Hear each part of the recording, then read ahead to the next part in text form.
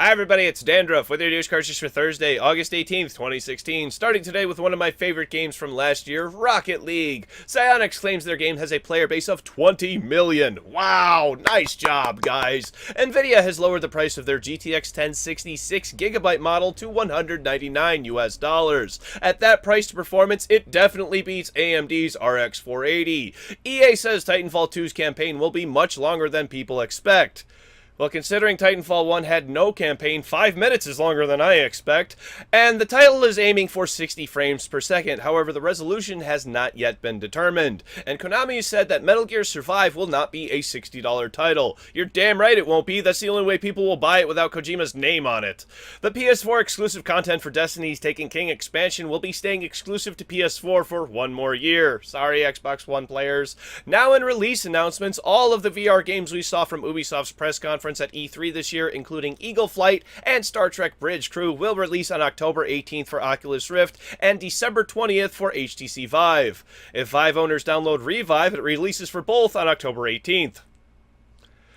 An expansion is coming to Cities Skylines called Natural Disasters, and it's exactly what it sounds like. No release window was mentioned. A new Star Wars Battlefront map will allow you to blow up the Death Star, or save it if you're on the Imperials.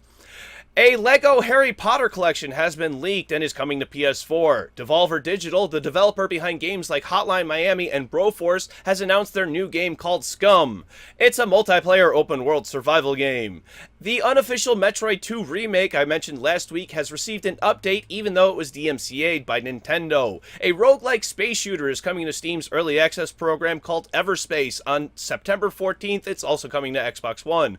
Ubisoft released today another iteration of their Go series in the form of Deus Ex Go. Pick it up for $5 on Android or iOS. And a demo for Konami's PES 2017 will release on August 24th. Finally, for teasers, after showing you yesterday's nearly $500 Wind Waker statue, I thought you might be interested in this $27,000 Mario-themed watch. There is no telling why it costs so much, but only 85 will be made, so I guess I'm limited to only getting 4.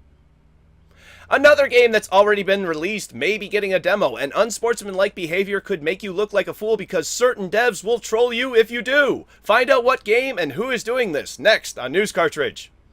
It's both for Overwatch.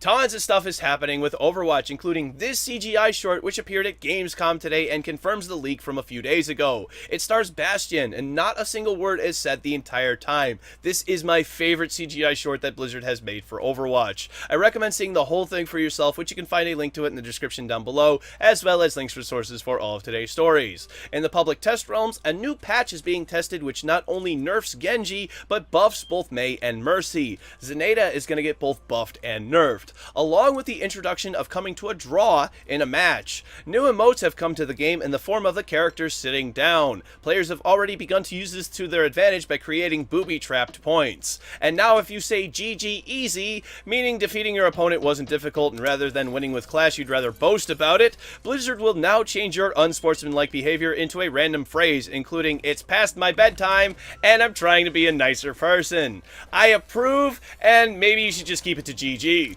And finally, for Overwatch news, data miners have discovered a demo for Overwatch could be on its way. If you haven't played it yet, this would be a great chance to try it for yourself without costing you a thing. If that demo happens, I will let you know right here on News Cartridge.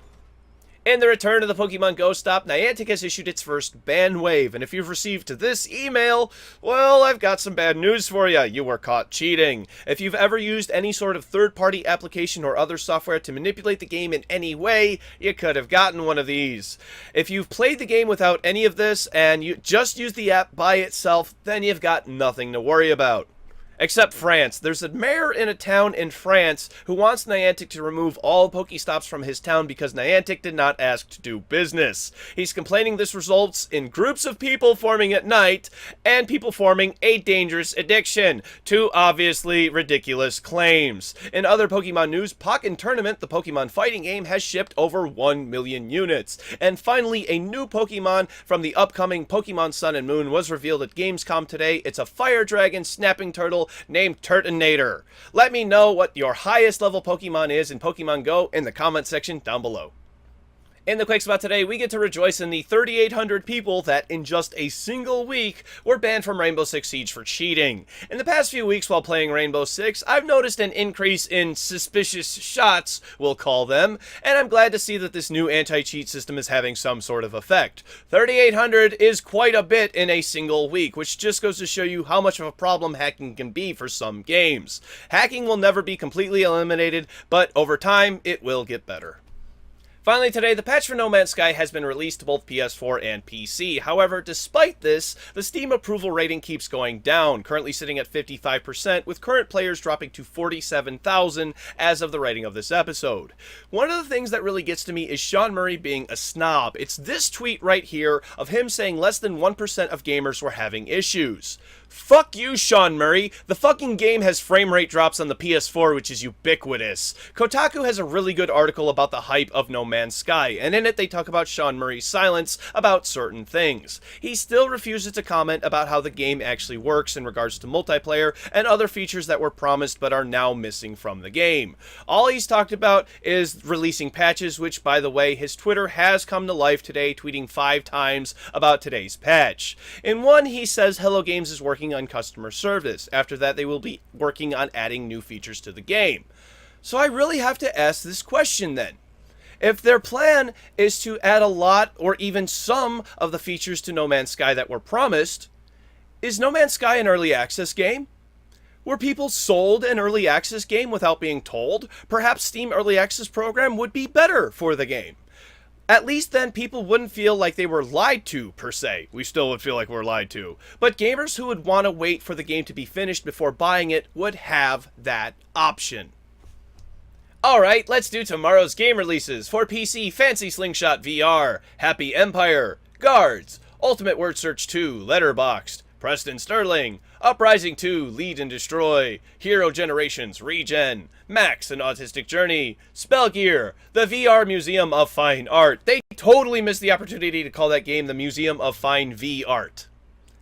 Zombie City Defense 2, Vex, Meow Moon, it's a cat, You Deserve, Kuboom, and Funfair. For PlayStation 4, Rainbow Moon, Shadow Complex Remastered, and F1 2016. For Xbox One, F1 2016. For Nintendo 3DS, Metroid Prime Federation Force, and for PlayStation Vita, Rainbow Moon. Thank you very much, everybody. This has been News Cartridge. I'm Dandruff. I will see you tomorrow. And there was a statistician who drowned crossing a river. It was 3 feet deep on average.